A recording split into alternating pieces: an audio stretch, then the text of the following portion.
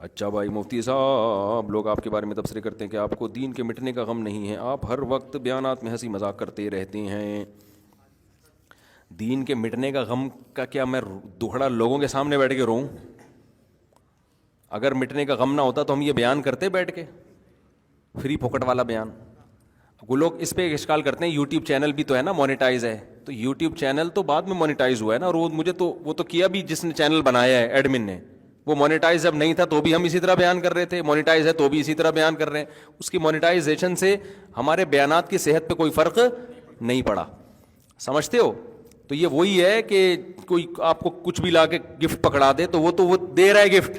نہیں بھی دیتا تو بھی کر رہے تھے۔ تو یہ تو اب یوٹیوب تو چینل ہی اب آیا نا، بیانات تو ہم کب سے کر رہے ہیں؟ وہ تو بہت عرصے سے کر رہے ہیں۔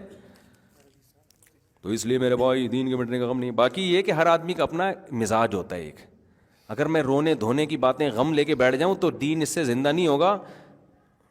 اس بات کا خطرہ ہے کہ اور ہی مٹنا نہ شروع ہو جائے۔ میں سویڈن میں تھا نا، تو وہاں ایک خاتون آئی، ان کے ہسبینڈ بھی، وہ اتنے متاثر تھے، وہ دونوں میاں بیوی اتنے زیادہ وہ جذباتی ہو رہے تھے نا ملاقات کر کے۔ انہوں نے کہا کہ ہماری بچی تھی بالکل لبرل ہو گئی تھی، الحاد، اور یہ بیان بھی وہ سنیں گے، بالکل الحاد کی طرف جا رہی تھی وہ، سمجھا کے ہم تھک گئے نا اس ماحول میں۔ یہ ایک کیس نہیں ہے، بہت سے لوگوں کے ایسے کیس ہیں۔ تو انہوں نے جب بیانات سننا شروع کیے تو آہستہ آہستہ کیا ہوا کہ تو کیونکہ سنتے ہی نہیں تھے، کسی کو سن ہی رہے تھے۔ تو ہر آدمی کا اللہ نے وہ اتنے یعنی شکریہ، ایسا لگ رہا تھا ان بیچاروں سے ادا ہو نہیں رہا کہ کیسے ہم شکریہ ادا کریں۔ تو اگر میں نوٹس تیار کرنا یا ریکارڈ رکھنا شروع کر دوں نا، کتنے نوجوانوں نے توبہ کی ہے، کتنوں کی زندگیاں بدل گئیں، کتنوں کو اسلام کی توفیق ملی، کتنے غیر مسلم بھی مسلمان ہوئے ہیں بیانات سن کے، میں ریکارڈ رکھنا شروع کر دوں تو بہت موٹا رجسٹر تیار ہو سکتا ہے، لیکن میں یہ ریکارڈ رکھتا نہیں ہوں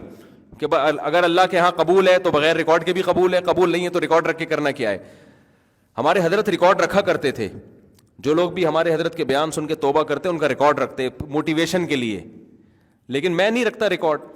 تو ایسا نہیں ہے کہ فائدہ نہیں ہے، الحمدللہ بہت۔ باقی یہ کہ میں ہنسی مذاق تو بھائی جو اپنا انسان مزاج چینج نہیں کر سکتا۔ میں نے کبھی بیان میں کسی کی نقل مارنے کی کوشش نہیں کی، وہ ایسا کرتا ہے تو میں بھی ایسا کروں، ہمارا اپنا اسٹائل ہے، اس کا اپنا اسٹائل ہے، اور دوسرے علماء بھی کام کر رہے ہیں الحمدللہ، وہ زیادہ اچھا کام کر رہے ہیں، ہم ان جیسا کام کر نہیں رہے ہیں، کر نہیں سکتے، نہ کر رہے ہیں، تو وہ زیادہ اچھا کر رہے ہیں، تو زیادہ تر لوگوں کو تو انہی سے فائدہ ہو رہا ہے۔ ابھی میں حضرت فیروز میمن صاحب کے پاس گیا ملاقات کے لیے، بڑے بزرگ ہیں ماشاءاللہ، میں لوگوں کو ان سے بیعت کا بھی مشورہ دیتا ہوں کہ بڑے بڑے بدماشوں کو انہوں نے سیدھا کیا ہے، ان کے بیانات میں اتنا مذاق نہیں ہوتا، وہ رلاتے بھی ہیں، مزاح بھی کرتے ہیں لیکن رلاتے زیادہ ہیں۔ اور میرے جو پرانے بیانات ملیں گے نا آپ کو 2000 سے پہلے کے، ان میں رونا زیادہ تھا۔ پھر جب سے میری شادیاں ہوئی ہیں نا تو جتنا رونا، آپ سمجھے کہ شادی کے بعد میں بہت خوش ہو گیا، ہوا یہ کہ شادی کے بعد جو میں رونا شروع ہوا نا، یعنی اللہ معاف فرمائے، تو میں نے کہا یہاں بھی روؤں گا گھر میں بھی روؤں گا، تو پھر یہ عجیب سی بات ہو جائے گی نا، دونوں جگہ نہیں رو سکتا آدمی۔ اور مجھے پھر شادی شدہ لوگوں کے غموں کا اندازہ بھی ہوا، میں نے کہا یار بیانات میں نہ رلاؤ نہیں، کیونکہ پہلے ہی گھر میں رو رہے ہیں یہ لوگ، گھر میں عورتیں بھی رو رہی ہیں، مرد بھی رو رہے ہیں، سارے رو رہے ہیں، تو مسجد میں بھی رلاؤ گے تو یہ تو نسل بھاگ جائے گی۔ لیکن یہ سب چیزیں تو ایسی ہی باتیں، اصل ہے مزاج، ہمارا مزاج جو لوگ جانتے ہیں وہ نارمل بھی ایسے ہی ہے جیسے یہاں ہے، ٹھیک ہے نا۔ ہماری جو مدرسے میں استاذ ہیں، ان کے جو ہماری دوستی ہیں، یا اپنے ہمارے دوستوں سے پوچھ لو، جیسے ہم ادھر ہیں ممبر پہ بھی ہم ویسے ہی، مجھ سے آرٹیفیشل طور پر یہ سنجیدگی ہوتی نہیں ہے کہ میں تمیز سے نا ایک دم میں آؤں کہ ایک بات کان کھول کے یاد رکھو مجھ سے تو یہ ہوتا نہیں ہے، ایک بات کیوں بھائی، جتنی باتیں کر رہا ہوں ساری کان کھول کے سن، فلاں نے میں فرمایا، پھر یوں فرمایا، تو یوں فرمایا، تو ابھی میں کچھ سناؤں گا تو پھر لوگ ان کی طرف چلے جائیں گے نا، وہ پھر غلط ہو جائے گا، ورنہ بڑا زبردست ایک چیز سنانے والا تھا آپ کو۔ اچھا میرے بھائی، دوسری بات یہ کہ ہمارے حضرت فرمایا کرتے تھے، ایک شعر پڑھا کرتے تھے، دن گزارے ساز میں، راتیں گزاری سوز میں، عمر بھر ہم دل میں بلبل، شب میں پروانہ رہے۔ میں نہیں کہہ رہا کہ میں ایسا ہوں، لیکن اللہ والے ایسے ہوتے ہیں کہ لوگوں کے سامنے خوش مزاج، تنہائی میں اللہ کے سامنے رونے والے۔ میں نہیں کہہ رہا کہ میں تنہائی میں اللہ کے سامنے رونے والا ہوں، نیک ہوں، نہ میں یہ کہہ رہا ہوں کہ نہیں ہوں ٹھیک ہے نا، وہ میں کیا ہوں وہ تو میں جانوں، اللہ جانے،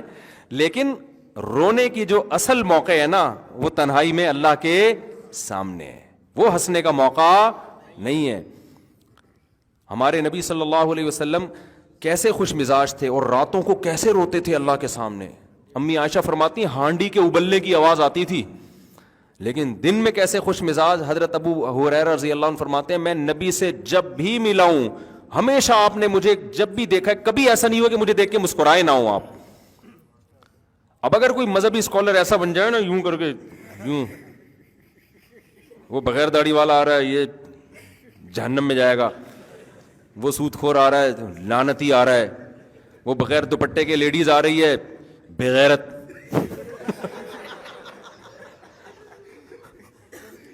تو اس سے کیا ہوگا؟ وہ دوپٹہ پہن لے گی ہے بھائی، وہیں سے بھاگ جائے گی، بولے وہ وہیں سے ٹاٹا کر کے میں کسی پادری کے پاس جاؤں گی، مولوی کے پاس آنے کی ضرورت نہیں۔ تو یہ تو یعنی ہونا چاہیے، میرا خیال ہے تھوڑا سا مجبوری ہے، لوگوں کو دین سکھانا ہے تو تھوڑا سا خوش مزاج ہونا، ہمیں اتنا ہوں نہیں لیکن ہونا چاہیے انسان کو۔